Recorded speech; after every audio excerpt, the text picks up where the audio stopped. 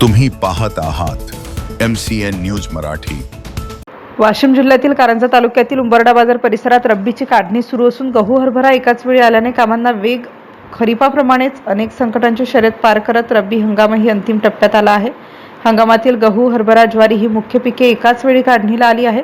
हवामान खात्याच्या अंदाजानुसार ढगाळ वातावरण व अवकाळी पावसाच्या धास्तीने शेती कामे उरकून घेण्यावर शेतकऱ्यांचा भर आहे। चालू वर्षी पावसाळा चांगला झाल्याने विहिरींना चांगले पाणी आहे, त्यामुळे शेतकऱ्यांनी गव्हाची पेरणी मोठ्या प्रमाणात केली आहे।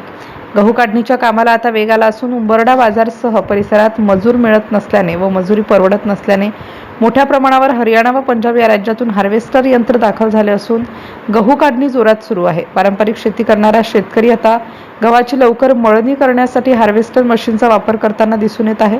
सध्या शेतातच हार्वेस्टरच्या सहाय्याने गव्हाची काढणी केली जात असल्याने अगदी काही तासांमध्ये काम पूर्ण होत आहे। त्यामुळे वेळ व काढणीला लागणारा खर्च पाहून एकंदरीत शेतकरी हार्वेस्टरला अधिक पसंती देत असल्याचे दिसत आहे। MCN news मराठीकरिता Umesh Kalbande, Karanja Lad.